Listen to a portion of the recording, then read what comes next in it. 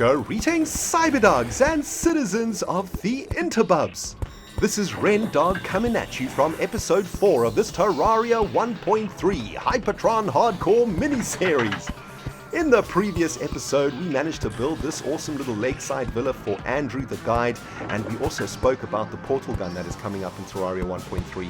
In this episode, my friends, we are going to be heading into that cave network below us to do a little bit more exploring, and we are also going to be talking about the upcoming laser ruler accessory. Now, for those of you guys who love building in Terraria, who love making epic builds and giant castles, this is an episode you don't want to miss, man, because the laser ruler is gonna be awesome, and it looks like I've just noobed out something fierce, man. Sit back and relax, my friends. Let's play some freaking Terraria. Run, Andrew! Run, bro! I done derp, man. I done derp. Oh my goodness. Now, our house is infested with zombie giblets. Nice. Man, this place is stanky right now. Sorry about that, Andrew. Yeah, that was my bad, man.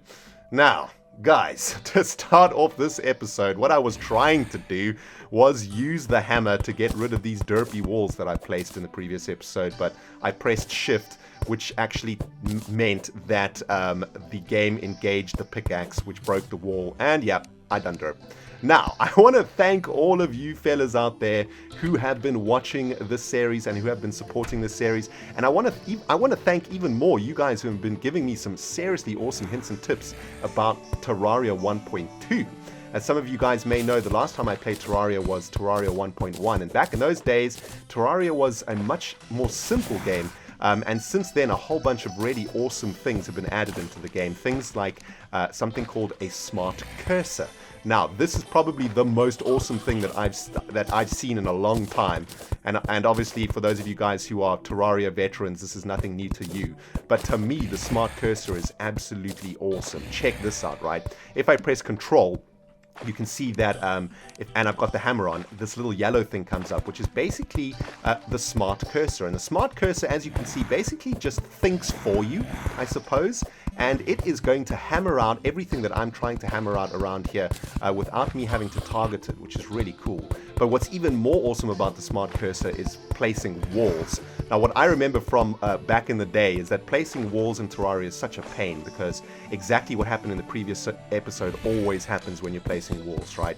You place walls outside of the boundaries of your house, and then you got to get your hammer out and you got to fix it. And when you're using like some of the more advanced walls that take a lot of hits to break, man, it is a pain in the proverbial butthole. So smart cursor for the win. Check it out, guys. This is actually how it works. Let me just finish off this little house. Is this house going to be... Is the roof high enough for this little house? I hope so. Let's just get this down like this. Now check it out, guys. If I press Control, go into smart cursor mode, you can see that the wall just makes itself within the boundaries of the wall. How awesome is that, man? Okay, it's gone a little bit too far, but that's because I didn't seal off the wall there. But that is so freaking awesome. Smart cursor for the win. So stoked about that, guys. Absolutely awesome. All right, let's make for ourselves a door, I think, and let's try and get this... No, that's not what we need.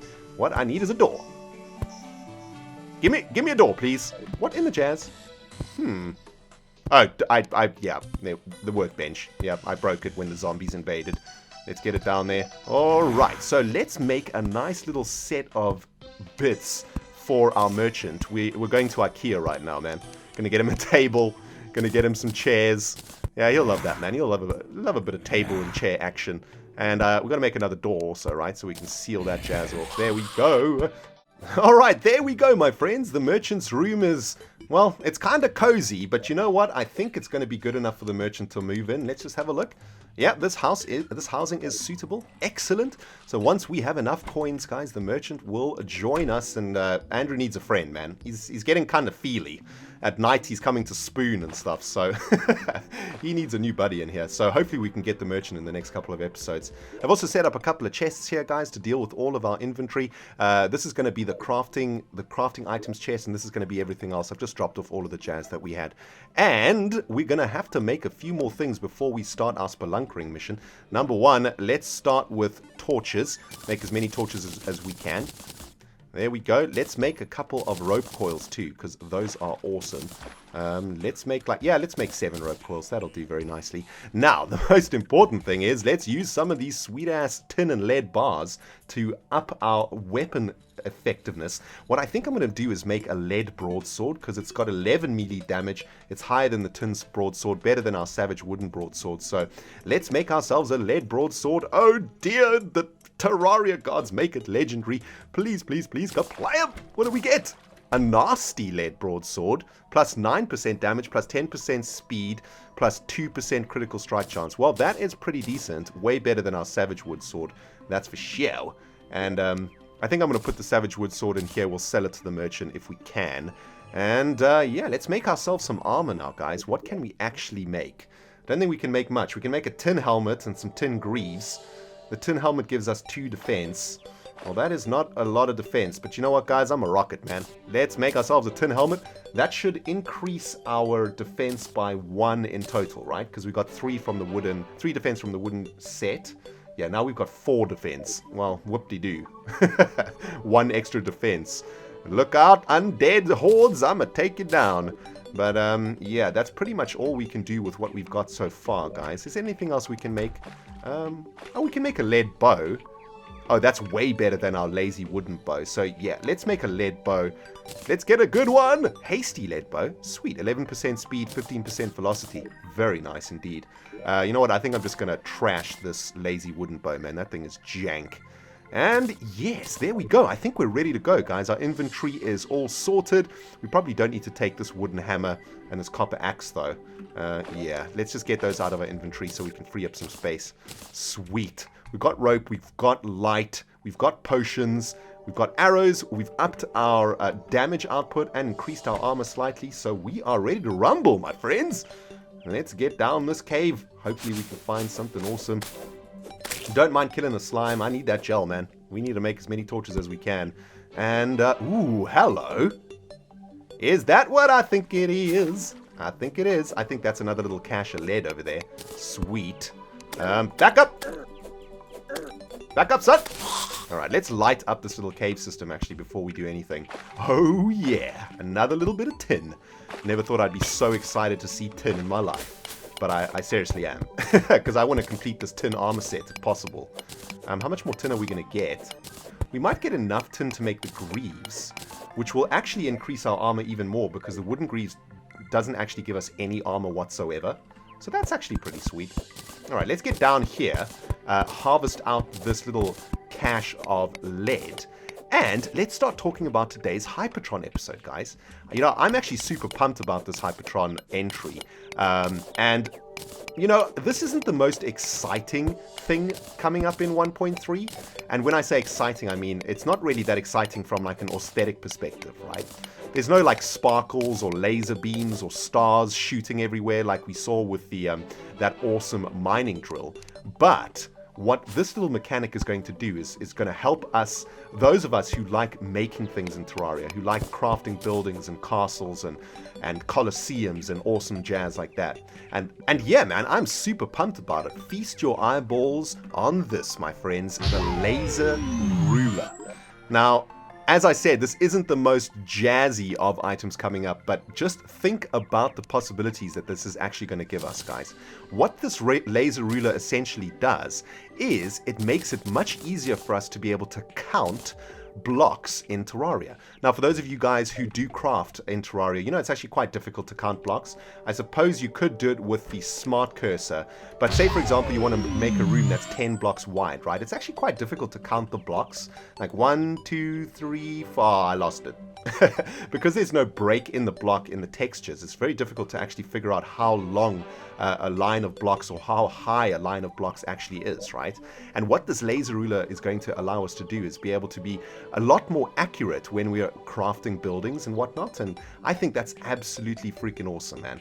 And I'm super excited about that, actually. I'm very, very happy to see the laser ruler.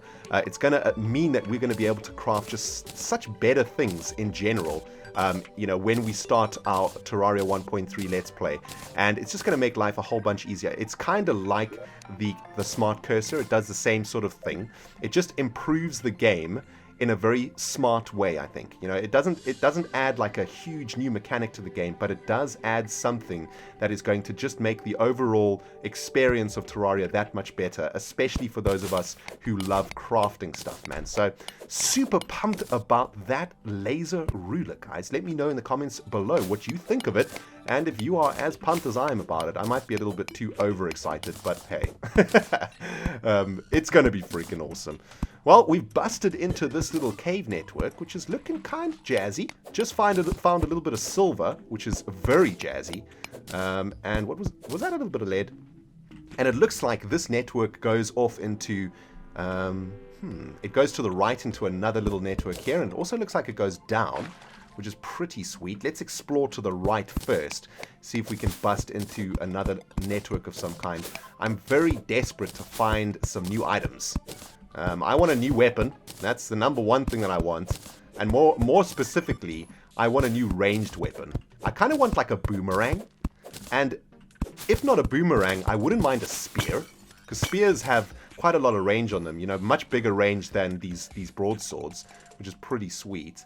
But this cave looks like it kind of just dies. Doesn't look like there's anything. Oh, no, I was wrong. There's another little network down there. Sweet. All right, man.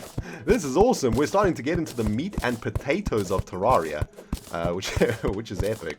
I'm hoping that in this episode we'll be able to find enough coins to attract the merchant to come and live in our lovely little house. Andrew's just getting, I don't know, man. He's just starting to really annoy me. You know, he comes in and sleeps next to me at night, and you know, he always just wants to chat, and I don't want to chat, man. I just want to play Terraria. I don't want to talk about, you know, life, the universe, and everything, which is his favorite freaking topic. You know, he's such a butt, man. All right, we've got another giant system down here, which is really cool. And my chest sensors are a-tingling. I'm sensing that there is going to be something down here. Is there anything down here? Nah. Man, we are getting so unlucky with our world, right? I mean, it's... we found, what, 2 chests? And both of those chests had absolutely nothing in them. I mean, we got some throwing knives and some shurikens, which, yeah, I suppose is kind of cool, but I want something better than that, man. Oh, hello! Looks like we just found a mother load of silver. Get in my belly, silver! Sweet. And is there anything else? It looks like there might be another little network to the right or to the left over here. Let's have a look. Yes, there's another network here. Okay, cool, guys. I'm going to harvest out this cache of silver, and we will come back and go exploring down that little passageway. All right, here we go, my friends. Another vase, but no chests in sight, unfortunately. Oh, man. Let's just get a torch up here. There's some clay around here, though, so that's pretty cool. Actually, I've just spotted a cache of something. Let's bust open this chest first, though. I mean, this vase first, though. And let's get our butts all the way up to the top. That looks like it might be a little bit of tin, which is actually really good, because it means that we might be able to complete our tin set in this episode. And what is that? That is tin. Sweet. Yes, and that is a giant mother load of tin also, which is epic. That looks like about 10 tin or so, which means we'll definitely be able to at least create the greaves. The tin greaves of noobness. That's what I'm going to call them, man, because they are janky. But, yeah, man, let me get this tin in my belly. Lewis the merchant has arrived. Awesome. Oh, man, that's epic. We actually got him to move in, my friends. That is awesome. All right, so we've got 2 NPCs so far, which is epic. And I suppose the next NPC that we need to get into our little villa is the nurse. But to do that, we're going to have to venture deeper into Terraria to find ourselves some hearts, right? I think we have to have 150 life for the nurse to move in. I think that's right. So we're going to actually have to bite the bullet and get a little bit braver and head further down into Terraria to find that freaking nurse, man. What I also need to do is find some cobwebs so that we can make a bed and set our spawn location here. Because currently, whenever I restart the game, I am obviously restarting back at spawn. It's kind of annoying. It's actually really close to the house, though, so it's not too bad. But yeah, definitely want to get myself a freaking bed so that we can reset spawn. But guys, let's head back up to the Lakeside Villa, have a chat with that merchant, and see if we can buy something sweet.